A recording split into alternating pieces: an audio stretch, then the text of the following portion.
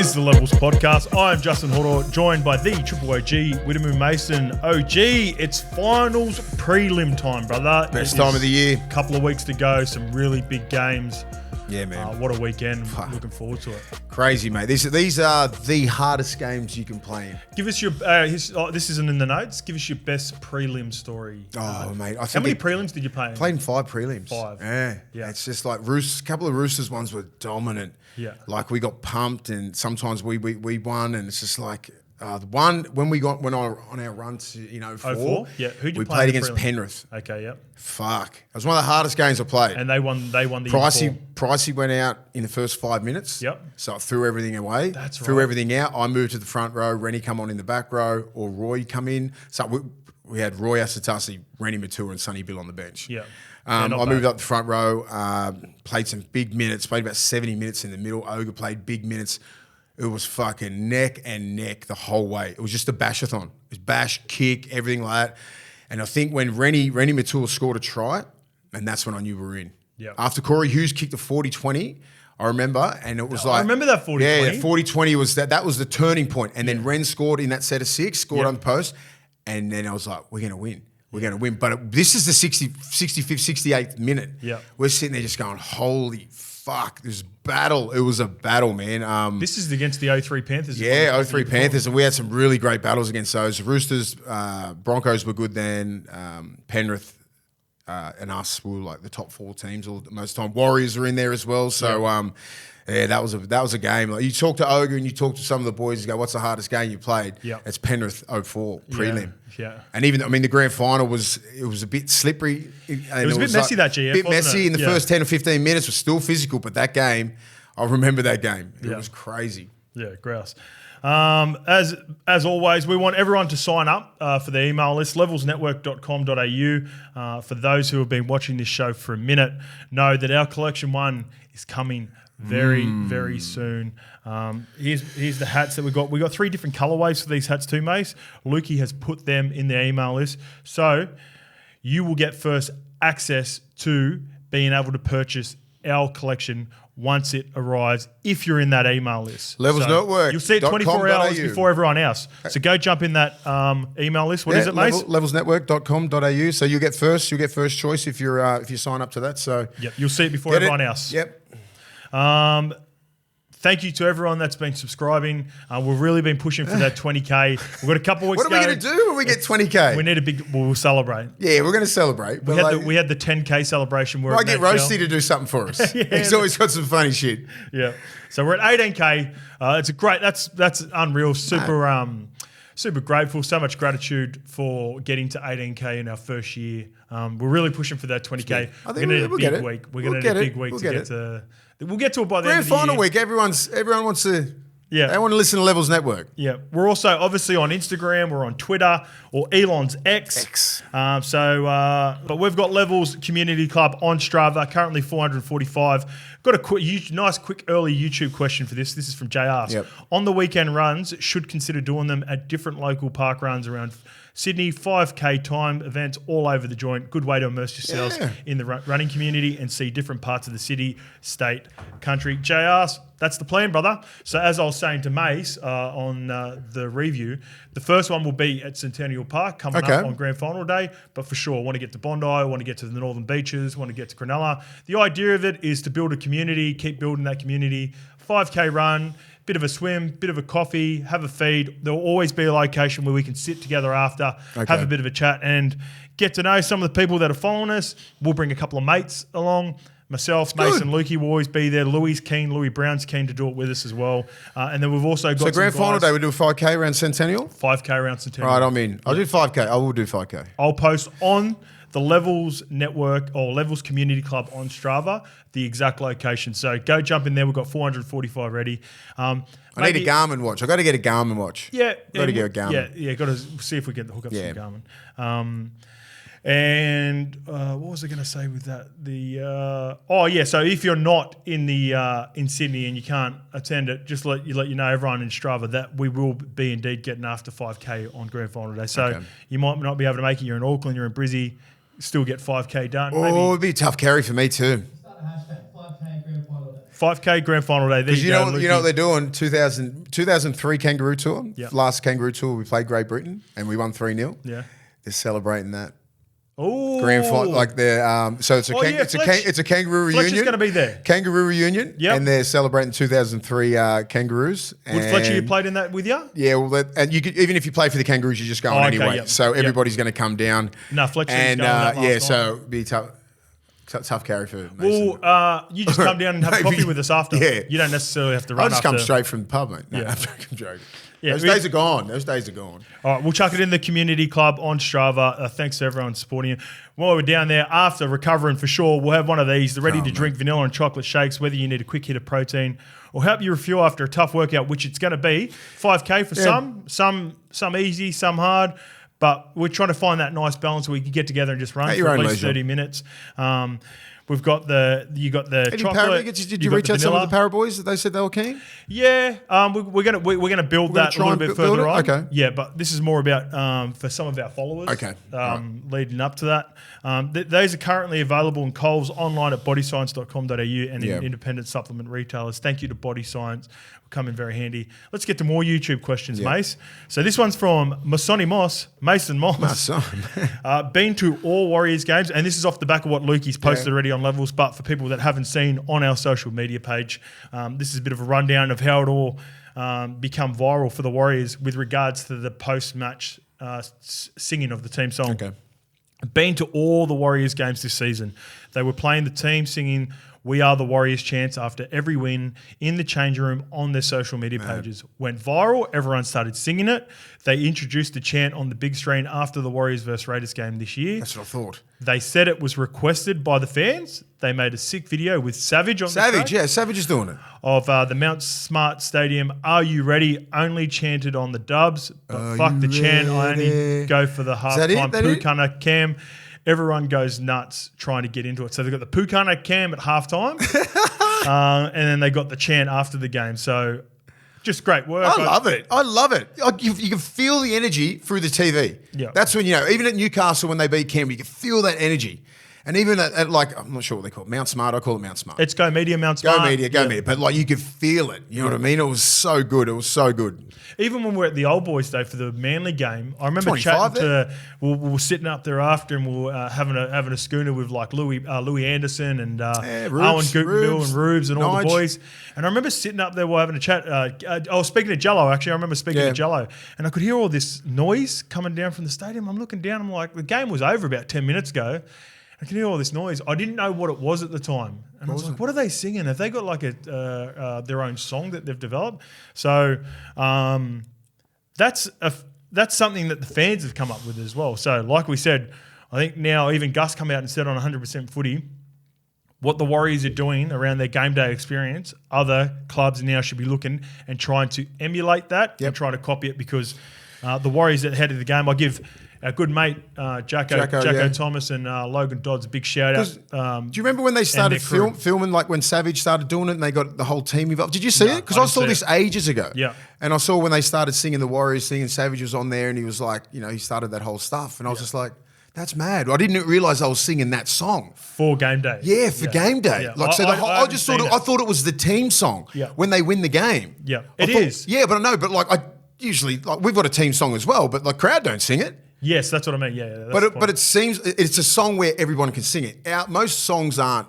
Yeah, they're not friendly. They're not running down the sideline. Yeah, you know what I mean. Yeah, running down the sideline. I know. There's a lot of them, and the boys come up with their own song this year at the Bulldogs, and it was pretty good. But it goes for a little bit, and it's like you can't sing it. Yeah, where we are ready, all that sort of stuff. It's pretty good. Yeah, they've turned it into a proper game day experience. Well done to the Warriors and the fans over there because without the fans requesting it. It might not have happened, but shout out to the Warriors media team. They're killing it.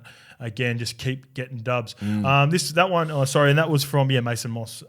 This one's from Frodog. Love the potty, lads. Question, after a big win, did you guys enjoy being interviewed straight away from the TV networks, or would you prefer to be able to celebrate with your teammates? This is off the back of Eddie Maguire insisting the Seven Network should allow the AFL viewers to enjoy the pure theatre of seeing their team enjoy the victory with their teammates, then getting a microphone put straight into their face. So just quickly off this question, Mace, too. Again, And I said this is what happened remember when the boys during the RLPA strike weren't doing media interviews straight after the game, and they were mingling with fans, and then off the back of that, you got more experience with player to fan connection. Yep. I really think that I don't know, if you're a viewer at home, are you really that keen to get cliche answers straight after the game anyway? Let them, or if you'd prefer, if you're a fan, that if you actually went to the game, the players getting around, signing a few autographs, taking a few pictures, and enjoying the team song and singing it with the team rather than getting interviewed straight after. Yeah. I never got interviewed. Actually, I got interviewed once. I got a funny story on that. I don't know if I told you about this yet, Mace, already, but you would have got interviewed heaps after games. Yeah, all the time. After most games, all the time. Whether it be like, just say Channel 9, if you're getting to get man of the match, or just say someone just wants to talk to you anyway. It's just all the time after a game, I was always one of those guys that was going to, they always wanted to chat. And sometimes I'm like, no, just give me 5 minutes, you know what I mean? You want to enjoy those moments where they want that, where the TV land is coming from, they want that organic moment, that emotion, that all that kind of stuff straight away. Yep, and you always gave that to them too. Yeah, and then you're going to get, so I understand I'm never cliched. Yeah. I understand from where Channel 9 and Fox and that are coming from because they want, get him now, like what a great moment, this, if it's a great win or anything like that, and you go, yes, it's raw and it's emotion, you know what I mean? Like when I got Clive Churchill, you know, that was crazy. Yeah. You know, like even just like getting man of the matches and stuff like that, it's just like, that was pretty cool, but it's like... So did you do the Clive Churchill chat on stage, or did they get you, who got you straight after? Well, they told me 10 minutes before. Oh, yeah. Yeah. So like you knew, so it wasn't announced at the thing. I already knew I was going to get it. Oh, mad. So that's like really emotional right then.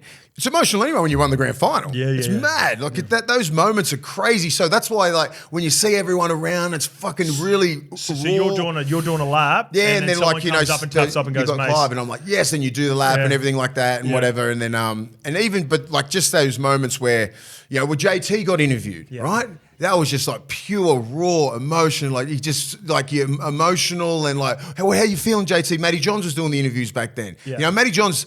It's different because Matty Johns, right? Yeah, he's highly respected, so he could get in on those things. If it's a journo, you ain't getting anything. I'll talk to Matty Johns, I'll talk to Joey, I'll talk to Freddie, I'll talk to Bill. Yeah. So Channel 9's very, very selective with those guys because you're going to give every single one of those guys time of day. Yeah. You know, with Gallen, Cam Smith, Billy Slater, all these sort of guys. So when it's the legends of the game. So when it comes to Origin and all that kind of stuff, they're going to get there straight away. Yeah. You know, and then I think it's good in a way. I think it is really good, but like just say the normal games where it's like you just sort of grab, the week in, week out games. It's like, it's a great win, blah, blah, blah. You just want to celebrate with your team and everything like that and talk to the fans and whatever it is. Like you don't really want a microphone stuck in your face, especially when you're losing. Right. Especially when you're losing, right? Yeah. And the halftime one, it's a fucking killer. Yeah. You know what I mean? Oh, what do you think you need to work on? Yeah, like, what are they going to say at halftime, mate? Like, mate, they can do without that one. That you can do without that. And that's the CBA and that's what they've signed and that's you have access all the time for the media. And I'm like, that's what the networks want. Yeah, but I'm like, I'm not sure if I like that. I think that was happening when I was at the back end of my career. Yeah. And because your natural fucking thing is just fuck off. Like, let me go on the sheds and I'll talk shit full time. You could be getting beat. Yeah. Well, the thing with you, like, you'll probably get a good answer out of guys like yourself, or in the modern day, Cheese will probably give you decent, funny sort of answers. But a lot of the time, everyone's going to be straight up, good half of footy. We need to complete better. And it's the questions. Yeah. What do you think about the first half? Yeah. I don't fucking know. If they're winning 24-0, they're not going to go, geez, we're killing it. They're fucking awful out there. Yes. We're going to run them in the second half. No way. What are they going to say? Imagine they interviewed me 2006 halftime. 2006 prelim halftime. They should have got me then. We would have got the grand final. No one would have heard it. But it's like I don't know I feel sorry for the players because they have to do it. Yeah. You can't go away. It's like, what do you think? What do you need to work on? It's like, we just got to work on completions and try and get to the blah blah blah, build pressure. Thanks, mate. Like, fuck, that's not really that good of content, really. Yeah. I think you maybe do without that full time. Then you can really you can elaborate on a lot of things. Yeah. But that halftime one, that's a killer. Have I told you my story? So my last ever game, I don't know if I told this one before. I think I might have, but for the new people that are just trending into levels for the first time or might not have heard this story. So I never got interviewed my entire career until my very last game. Yes. I got man of the match. I got man of the match against the Sharks in my very last game. So Joey come over to me, and Joey was the guy I interviewed. He was the assistant coach at Manly. He was pumped for me. I was like super excited to be doing it because I'd never, I'd never been asked to do it before, and I'd never got given man of the match. It was 2015? 15, yeah. It would have been. Yeah, against the Sharks at Shark Park, the last game. So I was stoked, I was pumped to be doing it. And we obviously go on, we celebrate. I didn't realise you actually get proper cash for it too. They send you cash for man of the match. I used to donate it every time. Yeah, I didn't because I wasn't on that big of money. I fucking kept it and used it for celebrations. So Joey comes up. I'm super nervous because fucking I'm not used to it. Joey's looking after me. He's pumping me. It was my last ever game in the NRL. So we get on with Mad Monday celebrations, and Mum and Dad were at this ground. So they're like, "Oh, we recorded it for you because it's Channel 9." So I said, "Sick." Later on in the week, I go to Mum and Dad's to go watch it. The game had that many stoppages. And there was a bit of shit fight in the game that it dragged all the way to the news, and I missed my. Oh, you're kidding me! I never got my interview, so I went to go watch it. I'm watching it at the end of the game. I didn't know that. Yeah, I was watching it, and then I got to the end, and they go, "All right, they cut it straight after the game. Fucking we celebrate." It quickly cuts off, and there was no interviews, and I didn't get my interview ever. That's right. I was suspended the last. Remember, I got suspended the last 2 games. Did you? Yeah. What did you do for the last 2 games? I got shoulder charged Tom Burgess, and I got done for the last 3 games. That was my last 3 games in the NRL. Suspension. We partied hard. So. Oh yeah, I know. It was good fun. That was fun. Very fun. So I never actually. I can't. No, that's bullshit. I never got televised an interview. Imagine anyway. if you maybe asked Channel 9 for the vision. Yeah, I got to hit up Danica. Yeah. Love you, Danica. That's hilarious. All right, last question. This one's from Ryan Frost. Question: love the show, fellas. Thanks for your honest insight. I've been following league since I can remember, so know the jargon pretty well. One term I've never understood is siege mentality. You talk about this a lot, mate. Could you explain this term and perhaps offer an example of it from your careers? All right, siege mentality. That is when we used to have a siege mentality every time we used to play Canberra. Yeah. Because nobody wants to go to Canberra and nobody wants to go to the Warriors in winter. Yes. Right? Okay. So you'd have that mentality, just come in, get it, get out. Yep. That's it. Fly in, stay the night, do your captain's run. Just say you play on a Saturday, do captain's run Friday, fly down on Friday or catch a bus, depends where you're from, Sydney or Newcastle or wherever. Come down, stay the night, come in, boom. Go as hard as you can, straight on the bus, straight home. Yeah. That's a siege mentality. Yeah. And just go in there with that mentality, just go in there, grab the points and get the fuck out of there. Don't stay the night, don't do anything. It didn't matter how talented Canberra or Warriors were in those times. It was always a tough week. Always going to be up for it. You know, you just got to lock, you just lock everything out. And that's the mentality of the whole team. That's what we used to just lock in, go in there, get the points, get home and have a laugh, have a beer. Yeah. But that's the mentality, So, we used to do it, against Canberra, in the winter. Yeah. Because it was just it sucked. Yeah. You know that. Yeah, it sucked. It was cold. It was just like, I can't remember a good performance against Canberra during my 6-year career. I think we would have played probably 3 or 4 times down there. I don't think we had much joy. Had a good Sunday Arvo in 15 down there. Yeah. Did you play in that game? I did, in 15? That was good. That was great. Yeah. They come back. Did the recovery in that there, and then we got straight on the, Yeah. That was good, though, but it was good. But you had that mentality, and that's set. Game. Yeah, that's set, and it's okay. Yeah. Gets a little bit cold, like when about 6 o'clock, but you have that mentality from, just say if you played on Sunday, from as soon as you do the video, then Tuesday. We've got Canberra this week. Yep. Siege mentality. Folksy was the king at that. Yeah. Folksy used to just lock in like that. Everybody had the same attitude. He was a leader of men. We all used to follow him. And we had guys like Oga, myself, and Pricey and Tony Grimaldi and all these leaders. We had some great leaders in that team. So we could just really, lock in and get down there and get the points. And just say if I played there, just say 15 times. I don't think I've probably lost about 2 or 3 games down there. Have you? Yeah, not That's many. a good record. Not many, yeah. We'll have to look at that. What I might do, and what we're going to do on the off-season, we're still going to continue to do 1 episode a week, but we're going to implement some guests as well. So there'll be 2 shows coming up. In the mailbox, we'll do questions like that. So we'll look at some stats and shit like that, and we'll go back and we'll get some questions from the punters. Yeah. YouTube, there'll be heaps of YouTube questions. We're going to call it mailbox. Yeah, because the siege maybe mentality. mailbox Monday or something. Because there's only like been that. one time that I've ever been out in Canberra. Yeah. In 17 years. I never went out. Yeah, and that was because the Saturday game I played when I was at the Cowboys. Usually, because it's so far away, you had to stay the night. Yep. You can't fly home straight away. That was the only time I ever went to the Mooseheads. It was one of the greatest nights of all time. Yeah, I've heard about it. It's fucking wild, mate. Yeah. It is wild. Yeah. Anyone from Canberra, we were out there just going, holy shit. No one of these Canberra boys getting shit. It's fucking on tap. Yeah. All right. That's Siege mentality. So thanks to everyone for the questions. Love doing those ones and giving you our examples. All right, let's get on to the games, mate. Same as we did last week. We've got the left versus right, the right versus left, middles versus middles. But let's get on to the odds with our friends, our partners, the Tab. These odds are accurate as of the 21st of August at 8 a.m. We're going to kick it off with Lukey. He's got something. He's smiling in the background. What do you got for us, Lukey? Just because we'll get fact checked. Yep.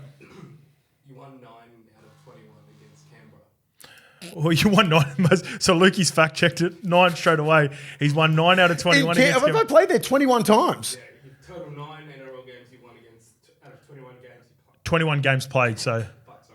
Yeah, but how many down there? Oh, okay.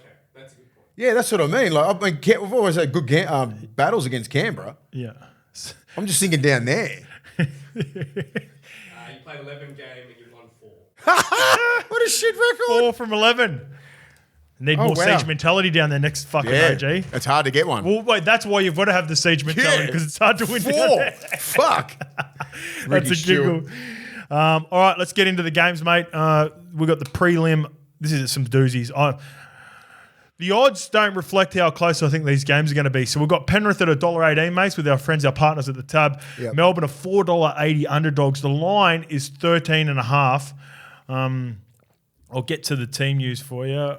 Where is it here? All right. So for the Panthers, star 5'8" Jerome Luai has been named. A final decision is to be made on him. You've also got Isaac Tungle returning. Jack Cogger and Tyrone Peachy remain in the squad. And for cover, Cogger's actually number 14 on the bench. As for the Storm, they've also got their own Jerome that's back. Jerome Hughes has been named to return from that injury, the calf injury. Therefore, Tyrone Wishart moves to the bench. Bronson Garlick, who was really good starting the game for Harry Grant, he goes to the extended bench. Tui Kamakamitha is good to go. Yep. So when we look at these teams here, mate, I'm just getting back now to the left on right. Let's break down the left versus right. So I've got Storm's left, the same as last week. Remus Smith, Juzzy Olam, Munster and Liero. Much improved defensively from the week before, but they were not playing the Broncos. No. Let's clarify that. And this is how I think the right will end up. So Crichton has been playing left centre for the last couple of weeks. There is a good chance he plays left centre. I think he may go back to the right. So we've got Brian Toto, Stephen Crichton with a big asterisk, Nathan Cleary with his own asterisks, and I want to talk about Nathan Cleary after this, and Liam Martin, the dog of all dogs. Nathan Cleary dislocated his finger and was unable to put it back in at training and had to go to the hospital. Have you ever seen anything like that before? Yeah, I mean, I've dislocated fingers, but I've put them back in. Yeah. But it's like, that must have been fucking awful if they couldn't put it back in. Yeah. Well, little finger? What finger?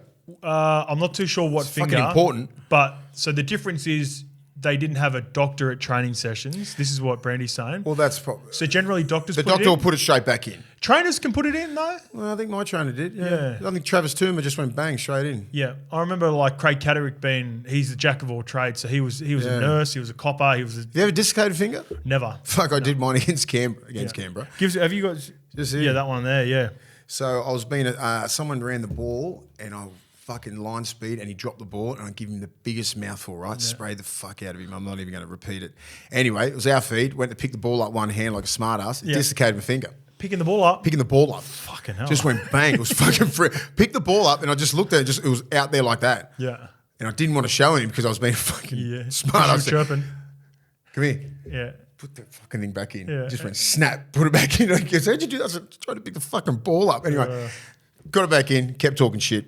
Anyway, it was awful. Yep. It was awful. And it's still bad now. Look at it. Yeah. The amount of scar tissue around there because I kept dislocating. So the pinky and dislocating it and that one. Is that the wedding finger? Yeah. Yeah. But that one went fat and that one went skinny. Yeah. It's weird. But that was one of the most painful things. So every time, because I'm a right arm carry, bang, it'd get jammed up, dislocated for years. Yeah. For years. from 2008. It's pretty much all retired. Would always tape those two together. Yeah. It's fucking most underrated pain. Especially So- when it's cold and you got the siege mentality. Yeah, siege mentality and getting dusted. All right, let's get to left first. Yeah, right. sorry. Remus Smith, Olam, Munster, and Liero against Toto, potentially Crichton, Cleary, and Martin.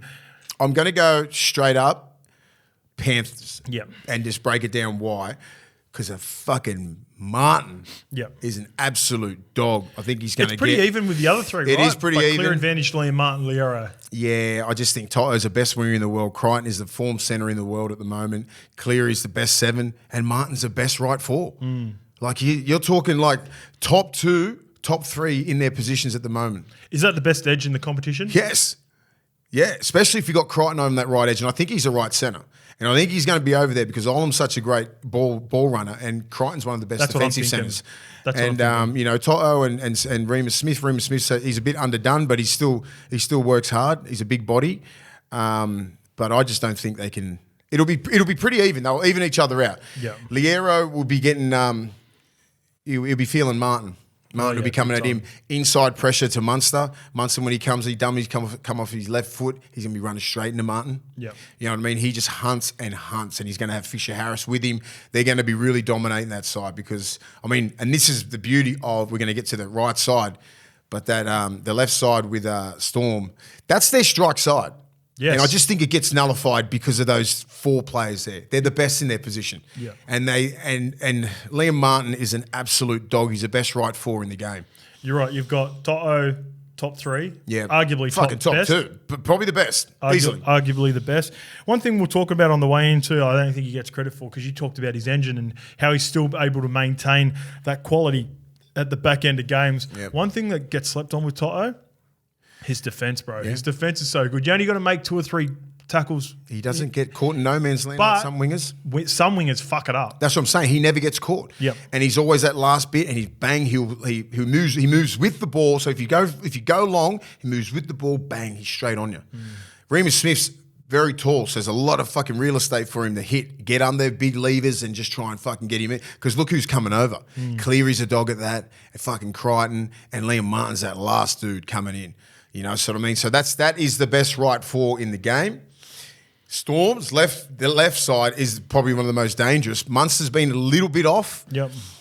And I just think the combinations with him and Liero isn't really working that well. And Olam's been out a little bit. I think it's sort of coming back. Olam's play 2s is the reason why he played well last week. He didn't get any clear ball. He wasn't shaking and baking anyone. It was just because of the field position, they were just fucking... He's lost a bit of confidence though, Yes. eh? Mate, Yep. yeah, for 10 weeks, Yep. it'll do it to you. Yeah. Defensively, he's still good. I think he'll do a job on Crichton. But it's just sometimes if he wants to jam in and Crichton has his shoulders pointed in, bang, hits him with an out ball, long levers like that.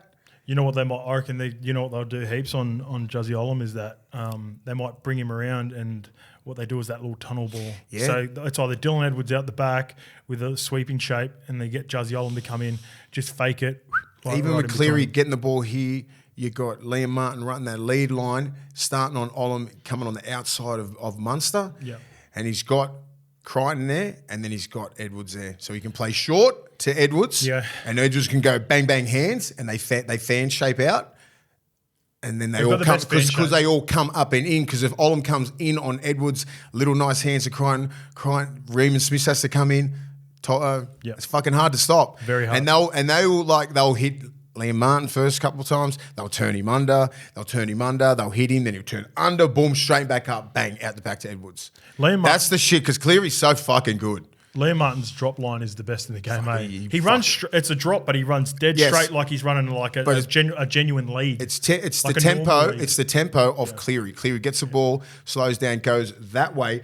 Engages Liam the Martin four. does not stop. He just runs straight. So he wants Munster and that to go out a little bit, Yeah. or Liero to come out a little bit. He's fucking going straight there. Lero's got to be lunging. Yes, Like that. and what best case scenario it's 1-on-1. Yeah. And then you on the numbers line, and then you can go. Well, they're going to do a 7-3 split. You're going to do a 6-4. You know what I mean? Like where's the fullback in that position? Where's that's where Cleary and that are just they're fucking kings. Best edge in the game. Yep, easily. but they're smart. So when they do break it down on Martin, then they've got so many options. If they break it down on that numbers line I was talking about last week, then it's just like, are they going on the long side? For those that don't know, when you do the reason we've done it in this as well, even when I was playing, so at the start of the week you do review as a team. At the end of the week you do preview as a team. But in between the days in between you do middles defense and you do edge defense, and then you even do left edge defense versus right edge defense. So when they do break the Liam Martin down, what they want to do is get a big guy travelling to the short side because they want Liero at marker. So you want to get a big Nas going there, you want to get a Kamikamitha, and then Cleary will sit behind the play the ball and see where Meaney is. If Meaney's on the right side, if he's on that other side, make it 5 and 6. Yeah. You know what I mean? Because the fullback's always in the line, or if he's on the long side, 6-4, 7-4, something like, and it's that's when Cleary comes into his own because you want the big guy travelling.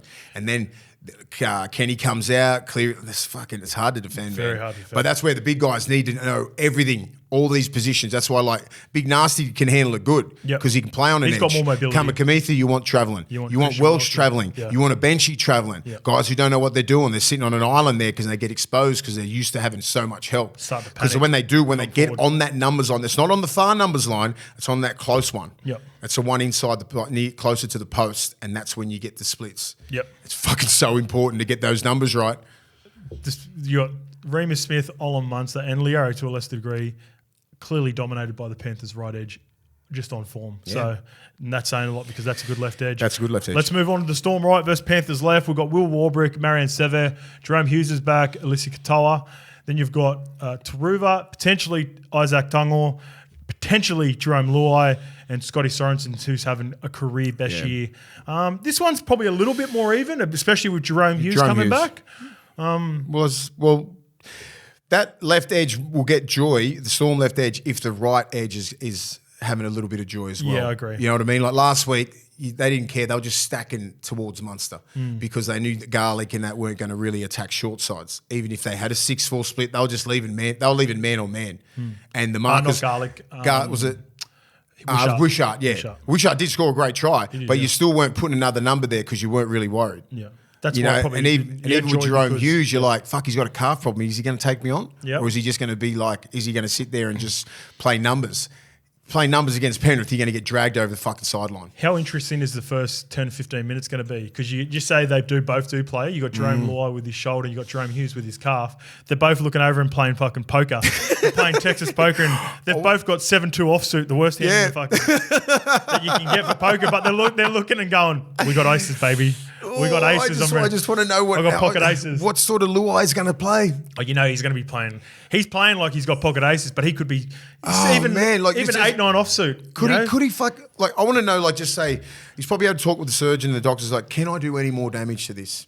Will a week be a massive difference? Am I getting surgery regardless? Yes, but I mean, can I get through it? Is it a pain tolerance? This is all the things that he needs to know. So if he goes, it's just a pain tolerance, a week won't do you any good, it's just going to be fucking sore, he's playing. But if he goes, a week, it could heal a little bit better, what the fuck's the difference, right? We need, this is all in. This is all in. And you need Luai because he creates so much. He barely gets tackled anyway. Katoa's the one that can do some damage on him. Early ball to Katoa, come off your right foot, straight at his shoulder. Yeah. That's all you got to do. I don't want Jerome Hughes running the ball that much. I just want Katoa because Katoa's a big boy and he's strong. Yep. And Sorensen needs to fucking bury Katoa. He's got to protect Luai. So when Luai can catch, you don't really want Luai coming in, bending and hitting that hard. Where Sorensen's a great defender, he can come from the inside, come in, check, bang. Because before, just say Jerome Hughes, just say Sorensen, he'll hedge his bets. He'll have a good angle on Hughes. He'll come up. And then just say, because you're worried about Hughes, just say Hughes is 100%. You worry about that little dummy and go, because he'll fucking get you. Yes, that's what I don't think you're really worried about that. So we'll see. I know, you'll see. Yeah, we'll see. But you come up, you'll pass, boom, he's straight onto him. You know what I mean? He's going to help Luai so much because he's a dog, Sorensen. If he shows any signs of he's not able to run it, then you're right. Then Sorensen can get inside pressure. But if Jerome sets him up with it, he could even fake it to begin with. They have that nice, beautiful shape where they play two middles, out the back to Jerome, and Jerome either drops or he just gets early ball and they quickly tip on. So he could just be dishing, bang off the right foot and see test that calf. This is how the game is. This is not dirty play. You got to get line speed on Luai and hit on pass, right? Nothing late, nothing cheap. Yep. But if your line speed's there and he's passing crack, Yeah. possibly the worst angle for Luai. Well, So look, that'll make Luai, is he going to go to the line? Because Katoa has good line speed, Yeah. but he has a tendency sometimes to hit a little bit too late. And that could cause a lot of shit. He could set for 10. He could fucking really hurt Luai. in this day and age, they're going to be monitoring it close. But when you think back to some of the historic moments of halves, you think of Cooper Cronk in that grand final, but the inability for Melbourne to be able to get at him and affect it, like whether it's having 3 dummy half scoots down a short side to make sure he's getting involved in tackling as much as he can, and the JT in Origin. Remember that JT Origin moment where he dislocated his shoulder, and how New South Wales didn't, once they got the information, because that was before half time, wasn't it, that he busted his shoulder, how they didn't get to him more during that. You've got to, whether it's Jerome Luai, Cooper Cronk, or Jonathan Thurston, if someone's out there and and they're doing fair their game. best, it's fair game. Fair game. You've got to find a way to get it. It's fair game, and you got to understand it's not dirty play. It ain't bounty gate like fucking New Orleans back in 2009. But it's like you're out there and it's fair game. Like if Katoa gets that line speed and he passes the ball and he hits on contact, and when he's passing it, that's fair game, and that could really fuck him. I think just as much as getting early ball and just targeting, because it's going to be hard because they're going to protect him for sure, because they already protect the halves anyway with those late hits. So you almost want to stay away from that because that's a chance of 10 in the bin. Oh yeah, I know that, but I'm just saying if you time that right and you get it right, you time it right. It's you got to do it. That's a given. And I'm wondering if it's like, just say with that shoulder, right? Like obviously there's a lot of wrist passing and everything like that, and Cleary with the finger, like the spirals, the 10 meter, the 20 meter cutouts, all that sort of shit. I don't think it's going to be. You're not going to see many of those. Well, you know what it's going to bring right into the game? Fucking running and short balls. Power battle through the middle. So let's get to the middles. Advantage, before we move on, Storm right, Panthers left. That's actually fucking hard. I'm splitting it. Yeah. You splitting it? I reckon it's a 50-50. If all these guys were fully fit, Yeah. fuck, I'd nearly go Melbourne. I'm with you. I'm slightly leaning towards Melbourne. But I think Sorensen's had a fucking gun year, and I just think he's going to do a job, and I'm going to go Penrith. If I wasn't as worried about Jerome's shoulder, I'm slightly Penrith, but I'm slightly the Storm. If you had to make me pick, I like Taruva, man, and I like Tungo. Yeah, I like Seve. Yeah. I like Seve. I think Seve's the weak link in all this. Yeah, I like Seve. And I like Katoa. I think they're ascending good players. They're going to be solid. He's a solid build, man, Seve. Yeah. Very hard. You know what? It's just like Katoa's going to be hard because Katoa's a big body. Sometimes those nuggetier guys. He's fucking. I want Seve to get more ball. He should be. And he didn't get that much ball because Wishart was pretty much running the ball all the time last week, and he wasn't getting much ball. But Tungo's a dog, man. But he's busted. You know he's what? Had a few sternums because of Luai's shoulder. If he does indeed play, Crichton plays left. I agree. Yeah, because they'll have Crichton to look after him. Isaac Tongol's had his own injuries. They'll flip him back over to the right with Nath to look after him. I agree. Yeah, so we fucked that. But anyway. Who knows? But no, I'm just saying, it doesn't matter. If you can swap, that's the beauty of having Crichton and Tungo. Tungo don't mind because he's right arm carry. Yeah. Crichton can carry the ball in both hands as well. So, if anything, you probably – because if Tungo's a little bit busted, if his shoulder or his sternum, I think he's had a few problems like that. Yeah. That's fucking hard. Seve's a dog, man. He runs hard. Yeah. So I want Crichton there taking care of him, taking care of Luai. So it's going to be hard to get at Luai. Oh, so is that what you know for sure? Isaac Tongol was his sternum? Something like that. Is it? I thought it was an upper soft body tissue. injury. Oh, okay. All right. Maybe let us know in the comments anyway if you know exactly, because it's been a bit of a mystery, the Isaac Tongol injury, because there wasn't really much information out there about it. All right, moving on to the middles, because now it's going to be equal. With all the question marks and the health wise and the edges, the middles becomes even more important. Tui Kamikamica, Harry Grant, Josh King, and Christian Welsh versus Moses Leota, Mitch Kenny, Isaiah Yeo, and James Fisher-Harris. Right. We spoke about this before. I love leg speed, right, in the middle. Kamikamica, big boy. Welsh, big boy. The leg speed is not they're just big. They've got big motors. They go all day. But Leota and Fisher-Harris's leg speed is unbelievable. They work their asses off. They hit like trucks. They've got that little bit of a tip on. They tip out the back. They got that sort of connection with Cleary and Yowie. Yowie's their main dude. Fisher-Harris and Leota need to do a job in the middle. Yep. But it's a bigger job for Melbourne Massive. to do a job on those guys because the experience is 4 prelims in a row now. That's crazy. And, you know, I just think Leota's just fucking leg speed is unbelievable. He hits like a truck. He's got that perfect size to hit Welsh and to hit Kamikamica. Yep. You know, he can get right under him. Same as Fisher Harris. Their leg speed's great. They're probably giving away about 10 or 15 kilos on both of them, but they make up for it. And Yo, you know, where he gets off the back of those guys and his connection with Cleary, Luai, he's very crucial. Like, but they need to dominate the middle. And then you got Kenny, who's just fucking hits like a truck. Yeah.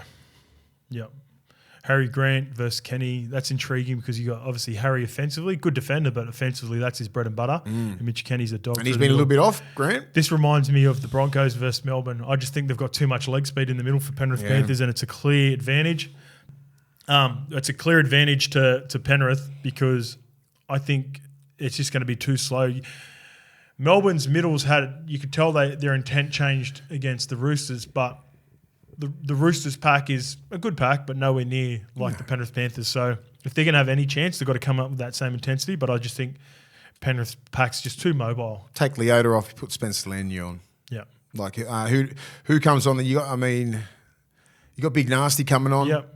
And you got Tarek Sims have been pretty good. Yep. But who Tom Eisenhuth, and then you got Lindsay Smith. They do a job, man. Garner. They're a little bit light because they've got if they do indeed, Jerome does play. They've got Jack Cogger and they've got Luke Garner on the bench, so they're a little bit lighter on the bench. So if Tui and Welsh can hold their own early on, and then you bring Big Nasty on 25 minutes and the game hasn't gotten away. And you know, but this is what I said against the Broncos, and they weren't able to do it. And you know, Fish in that can play big minutes. Yep. They give you 60 or 70. Yep. You know what I mean? So if you're a middle and Spencer's probably going to get the lion's share off the bench, 30, 40 minutes. Yep. You know what I mean? Like they can play some big minutes and get a job done. Fish will play, and you're going to go fucking games. all in for this one. Yeah, all in. And you know they use their minutes pretty good. Like leading up to this, they haven't played massive minutes those middles, so the middles will be like, we're fucking hungry. We've got two games to go. Fucking let it all out. Yeah. Advantage, middles, Penrith. Man, Penrith. Yeah. All right. By the way, I seen a picture. The Storm were training. The Storm 2s were running in the Penrith's kit in a post training session. Pink? No. The Penrith's black kit. Have you ever seen that before? No. It's a bit different, eh? No, it's good. All right, let's move on to. With all that being said, we're both going Penrith, obviously. Yeah, Penrith. The line 13.5. Can Melbourne keep it close? What do you think? For 60 minutes, I reckon. Yep. Same as last week with the Warriors and Knights. I think it's going to be like that, and I just think it'd be good for like 60. Penrith 13 plus? Yeah, I think, yep. Well, yep. I agree with you. Yeah. All right. Moving on to the Brisbane Broncos versus the Warriors. Our friends, our partners, the Tab, have the Brisbane Broncos heavy favourites as well at home. $1.26. The Wars, $3.90. The line for this one is 10.5, so not as much. Disrespectful. Huh? As for the Broncos, with the benefit of not playing last week, 1-17. Jesse Arthurs remains in the team. Corey Oates is 18th man. The Warriors, Sean Johnson got through last week okay. All reports he's got through this week okay. Josh Curran dislocated his finger, and Murata Niokora knee are both good to go. So the same team that played the Knights have got a really strong victory for the Warriors and a fully fit Brisbane Broncos. Let's get into the edges. Mutters Curran looked like that. He couldn't get it in. Yeah. Yeah. So I thought it was going to lose momentum, right? I was like, they had him under the pump. I'm like, get the fuck off. Get off and just play the ball. Yeah. The Warriors left versus the Broncos right. You got Marcelo Montoya, Adam Pompey, Tamati Martin, Jackson Ford versus Selwyn Cobbo, Tony Staggs, Adam Reynolds, and Jordan Ricky. It's hard to go past the Broncos. It's just that shape that they get. That's their best, yeah. It's the shape. You just got to add, like, even though that's that right side for Broncos, you know who's around the back. On paper, you'd say, Reece Walsh. And that's the one part that we're leaving out with all these edges. That's the X factor. But I'd say on paper, Penrith Panthers have the best edge on paper. Mm-hmm. But I'd say probably the two most dangerous right edges this year are both playing in this game. The Warriors and the Broncos right edge. Yeah, I agree. And the fullbacks have a heavy influence in that. Jordan Ricky, I reckon, could see a little bit of joy. I reckon with that shape, when they get to that, when I said last week, when they get to that inside numbers line, and they have that shape with Flegler digging in. We got lead with Payne Haas out the back, lead again with Ricky. You know, you got Tamari Martin. He sort of sits in that little bit of a pocket sometimes. He's going to be trying to hedge his bets, lead, and then check out the back for Walsh. And fucking Pompey's got a big job, mate. You know, so he's got to hold his nerve. They've got to hold their nerve so much because Walsh is flying around the back. Ricky runs that beautiful line. Going to be a lot of stress. Fucking Reynolds can hit you with that fucking out ball. He can go tight. You know, it's going to be dangerous, man. I think the Warriors' left edge is much improved defensively since Tomato Martin's been inserted into the lineup. But they did have some problems. One thing I can see happening, especially, you know, from the little general, is they might have a condensed line and try to hunt from the inside for Reece Walsh. Maybe Ren does a little drop, little dart over the top to sell. Because Montoya comes flying in. Yeah. Montoya comes flying in. I think they're just going to say, Cobbo, hold the paint. Hold the paint, even when they do come in. So just say Montoya might fly in on Stags because you might be thinking the cutout ball's on. Fuck, a little kick or a long ball. And they because Cobbo will start tight, and then next minute when they start playing, he just drifts out. Drifting out. And then some wingers lose track of that, and next minute they get found in no man's land. Yeah, you're looking up and Cobbo's in front of you. You look over the shape. By the time you look back up, shit, and then it could be a little kick. So there's going to be a couple of little tricks. And I think Ricky might see a little bit of joy there because I think they're just going to be so worried about Walsh and the routes that he's running out the back. And Reynolds has just got it on a string. They need to get at Reynolds. If they got any hope, they need to put pressure on Carrigan. Whoever's at A and B, put pressure on Carrigan, make him play one step earlier, and then just check, release on the guy out the back, and then that's how you solve it. And it's going to be relentless. And that's red zone defense. You got to be on your ball. You got to do it. You got to dominate that first tackle, which is usually like a Flegler or Payne Haas.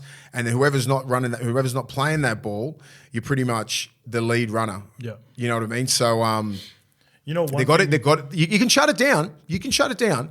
It's just that inside pressure. You cannot let Reynolds dig into the line that much and let Walsh fucking have his time. Like change his lines and just have too much time. You just got to come up.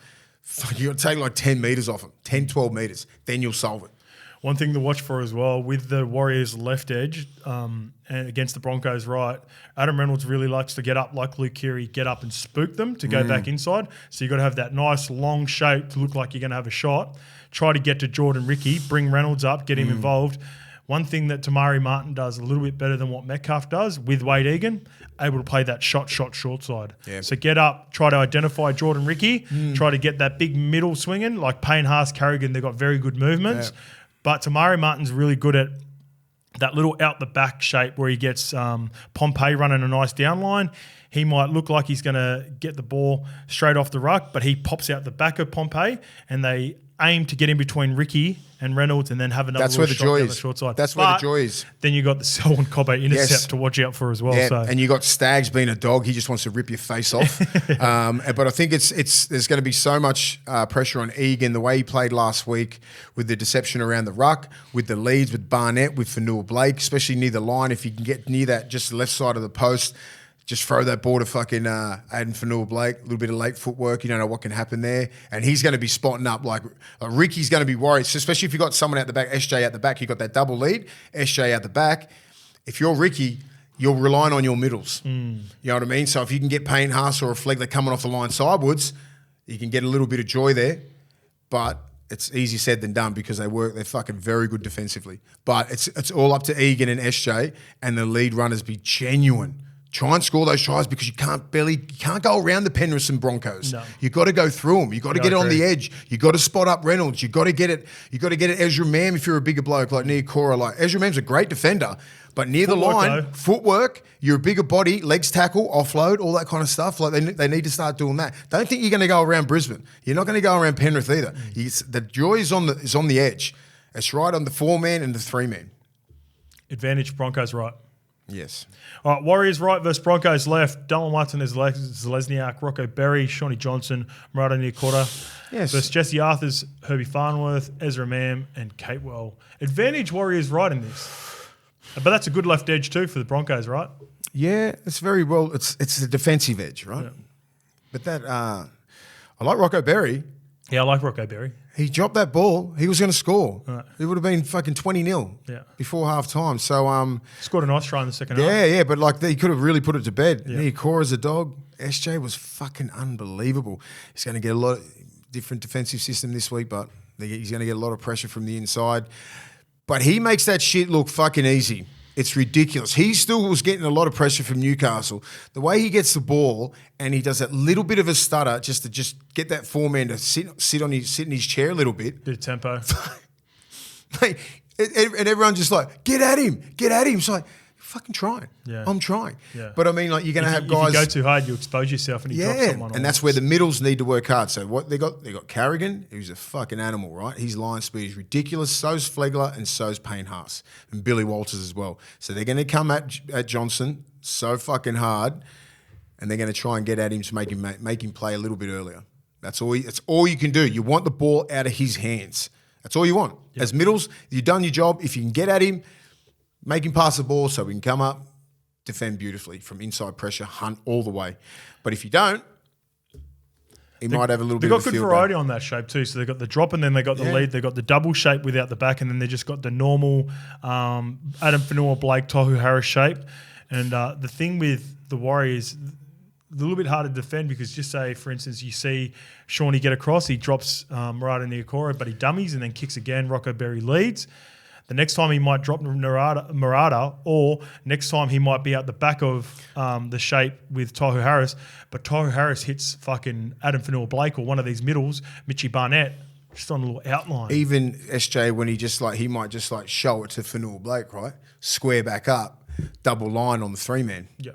Niokora and Rocco Berry. Yep. That's what's been Generally, working. they run a lead line rather than a drop for that. So it's a lead doubles. Yeah, that's what I mean. Like under, and then just say if he drops under and then he straightens back up and he's got Niokora running inside Ram and Rocco Berry. That's been working. And with Chance around the back. Yeah. That shape's good. Yeah. So, and that's what's the beauty of SJ. And that's what I'm saying. Brisbane need to negate that by line speed, trying to make him you got to check Fanua-Blake and then fucking accelerate again. Yep. And then he just. You got to make him play earlier. Well, listen to what you're saying. There's so many different shapes. That's what I mean. You're going, well, you got to do this on this one, but you got to change this on this one. Yes. How hard is that? It's fucking hard, but that's what great defenses do. Yeah. So the middles need to understand. So you got to check Fanua-Blake because he can fucking step around the ruck, and then on the other side, people are going to be pushing on the other side. Yeah. So you got to check. That's why the middles are so important in this game. Come up, check, and then accelerate against Sean Johnson again, so he doesn't get to Ezra Mam. So and Kate Ball needs to hold his nerve as well. So if you're listening at home, this is understanding how hard it is and why. It's a little bit esoteric what we're talking about, but understanding how hard the middles jobs are. So sometimes you look at the middle and you think, straight up and down, carries, defend well. But if they don't do this stuff well for the middle, then they don't have the joy on the edge, or the opposition do have joy on the edge. Because you just don't want Sean Johnson to skip across and then he can just do. He's too good a ball player. Same as Adam Reynolds. So these middles have the biggest jobs in semi-finals and prelims and grand finals to put pressure on the best ball players because you can't give them that much time. You can't give Joey that much time. You can't give Cooper Cronk, JT, all these guys. They'll destroy you. But if you go too hard, and this is, again, listening, if they go too hard, Wade Egan will play short. Yep. Fanua-Blake strolls over. And if you go too hard on Reynolds and he turns Fanua-Blake up, you leave a gap there. Yep. So you got to go pressure, hold your hips, square up, and then if you dummies, go again. You got to keep jogging, small feet. Warriors right versus Broncos left. Oh, man, that's even, man. I like the Warriors. Yeah, I'm going Warriors. I like their right edge. All right, let's get to the middles. And this would have seemed obvious, I reckon, probably 10 weeks ago, but that's changed to slight advantage to both Broncos. I'm sure we're both on the Broncos here because it's the best middle three in the game. Adam Fanua-Blake, Wade Egan, Tohu Harris and Mitchie Barnett, very good middles versus Jersey Flegler, Billy Walters, Paddy Tough Carrigan and Payne Haas. Yep. Good matchup. That's a great matchup. Well balanced, both teams. Tohu Harris is he's a top 3 lock. Carrigan, Tohu Harris at the moment. Yeah, this year for sure. Yep. Egan, Cam Murray, Victor Radley. Yeah. Cam Murray still held his own. Talking now, they're still playing. They're in the prelim. Yeah. Egan has got Walters, I reckon. Yep. Fanua-Blake can go toe-to-toe with Flegler and Haas. I'd say Adam, as much as I love Jersey Flegler, Adden's got. So it's Barnett versus Flegler, right? Let's put those two dogs together. Yeah, and they then you go got hard. Adden versus Haas. Yeah, and that's what I'm saying. It's not. This is not cut and dry. Like you can't just think. Like slight advantage of Broncos. Yeah, slight advantage because Carrigan, Flegler, Haas have played so many games together. They're all rep players. They've played at that level, and they've got experience in big games. Yeah, that's it. Because like Flegler, I think he will play for Australia at the end of this year. So will Payne Haas, and so will Carrigan. Yeah, they've got rep footy under their belts, but not a heap of finals. No. They've got none. They have got none of them have played a prelim apart from Capewell and Reynolds. Yeah, in this whole team. Yeah. So like this is a totally different kettle of fish. Yeah, still a big game, but like I think for Neil Blake, I think Adam would have played finals a couple of times. Neil Blake would have played, but he never played in prelim. Yeah, he wouldn't have played. No, he played in prelim. Prelim's different kettle of fish. Is the most experienced player. Toru Harris, and Toru Harris has played because he won the grand final. Yeah. So I like the balance with Brisbane. I just like their line speed. They really attack in defence. They want to hit you. They fucking want to demoralise you. They're going to go after Fanua Blake. Yeah. They're going to go after Barnett. Harris. You know what I mean? Harris is their main dude. Toru Harris, they're going to go after him. Carrigan's going to make it personal with him. And I think Fanua Blake's going to go at Payne Haas. And I think Barnett and Flegler are just going to go at it. I just think I'm going to give the advantage. I'm looking forward to Barnett first. I think Barnett's a dog, mate. Did you see him last week? Yeah. He was fucking one of the best players out there. Yeah. I know he was playing against his ex-team. He's like, you know what? He's got a little bit of extra motivation. But I think just got some late mail. I'm looking at the teams here updated. Both Jerome Luai and Jerome Hughes confirmed. Good go. Ooh, that's big. Fucking hell, that's that mad. Is big. Yeah, I like the way the Broncos play. Yeah. I rate the Warriors middle, but I just think they work like in sync, the Broncos. Yeah. And they're fit. They fit. Everyone's fit. Looking at the line, we've got $1.26. We're both on the Broncos, or can you see a Wires upset? I think it's going to be close. I'm going plus 10.5 the Warriors. Do you think Broncos can blow them out? No. I think this will be the closest. Oh no, it won't be. Yeah, out of the two, yeah, this will be closer than the top. Yeah, the Warriors. I think the Panthers will blow out the Storm. I think this will be a 1-12. Bronx 1-12. All right. Also, we've got the NRLW top four, the finals. This is to go into the GF as well next week. Got the Newcastle women's versus the Broncos women's. Newcastle $1.53 favourites. The Brisbane girls are $2.45. The Lions 4.5. Mace, this will be a good game. You've got the Broncos, who are the OGs. A couple of years ago, they were winning it. Yeah, they won the first three competitions. But now you got Newcastle, who won the premiership last year. Yeah, Newcastle. You got the Southwell sisters. They've been on fire. It's good to see Hannah bounce back. She tore her ACL, remember, at the start of last year. They beat the Roosters a couple of weeks ago, but the Roosters have got a few out. This would be a really entertaining game because you got the OG, Ali Brigginshaw, still doing it strong. I'm going to go the Newcastle Knights in this game, Mace. I think it'll be a very close game. This could be back and forth because on the other side, the next game coming up, you got the Sydney Roosters versus the Gold Coast women, who have been really good this year as well, Mace. Gold Coast did well for the inaugural team, wouldn't it? Yeah, they come last year, the Gold Coast women. Oh, it's the second year, is it? Okay. Yep. So they recruited really well. They've been a good story, but our girl Taryn Aiken, who come on to preview just talk about the NRLW season, she's been on fire. She's killing it. Will she get Dally M Women of the Year? Yeah, I think she will. Yeah. I think she will. It's not Dally M for them. I'll find out. What about Tamika? She's Tamika Upton's. Yeah, Tamika Upton's right up there. We've got Jessica Surgis in jersey 22 and also she been injured? Fui Moano. So, yeah, she did a finger a couple of weeks ago. Fui Moano. She was out. Did she get an op or something? Or just? Yeah, she missed a couple of games. And Talia, she injured her calf in the first week. So two big names that could potentially pop into this. Roosters have been too strong. It's been a good story for the Titans and they've got a very good forward pack. But that'll be a good game as well. So I'm looking forward to watching all four games over the weekend. Love watching the NRLW. Specifically now, it was very hard to watch all the games throughout the year when you had 8 games and then plus the I can't watch every NRLW game as well. But now that you just got the 4 games, I'm looking forward to watching the women's and the men's.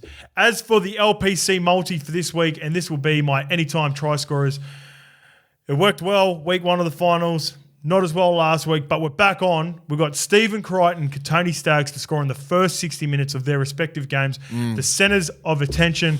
I think both these guys are going to have big games. They're going to score in the first 60 minutes with a value of $12 specific to our LPC multi. Max bet of $25.